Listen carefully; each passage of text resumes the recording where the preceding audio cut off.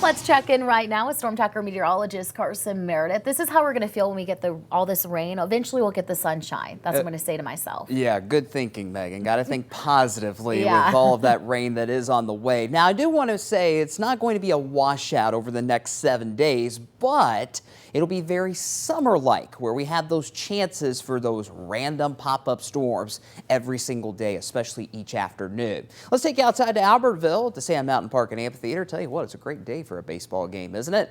I'll show you that trash panda's forecast in a second. Temperatures are knocking on the door of 70 degrees, even with some of those thin clouds starting to filter in. But the Wave 31 Storm Tracker early warning radar network is nice and quiet. We are going to stay dry on this Thursday. Your forecast high is 75, actually the warmest day we've seen so far this week. Still very pleasant, even if it is a little below average for the first week of May. And it's not as windy either. Finally, we get a break in the wind, just a light wind around 5 miles per hour today out of the northwest. There's that trash panda's forecast. First pitch back to its normal time tonight, 6:35. Of course, you can always watch our home games on this TV, channel 31.6. Why not head out to Toyota Field tonight, though? 71 at first pitch, partly cloudy skies, staying dry, even as those clouds keep moving in as the evening goes on. By the end of the game tonight, as you're heading home, might need that light jacket with those temperatures down to near 60 degrees. How about those chores outdoors, looking ahead to the weekend? If you can, I would try to get that stuff around the house done this afternoon or this evening. As we look ahead to Friday,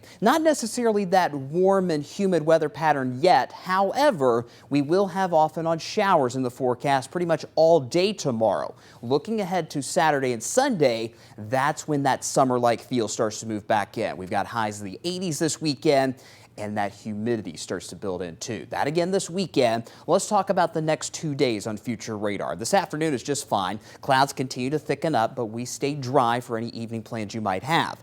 After midnight tonight, we'll start to see the first wave of showers across North Alabama. No thunderstorms at all tonight, but when you wake up tomorrow morning, the roads will be wet. So just to be on the safe side, I would add an extra 5, maybe 10 minutes to your morning drive. We'll continue to see those on again, off again showers all day tomorrow, heading into Friday evening as well. Something we were a little concerned about earlier this morning was additional storms moving in late Friday night into early Saturday morning. But we've noticed a much drier trend with the forecasts that have come in here at midday. So we'll keep a small chance for a few thunderstorms Friday night and Saturday morning before we start to move into that summer-like pattern that gives us those chances for storms, mainly each afternoon. Looking ahead to those temperatures back in the 80s, that first taste of summer, it's on its way. 81 Saturday, 85 on Sunday, and we will stay in the mid-80s for quite some time. If you're a fan of the spring-like temperatures, today is your last chance. There's your 7-day forecast. 75 this afternoon, still in the low 70s tomorrow, but that's because of the clouds and the showers around.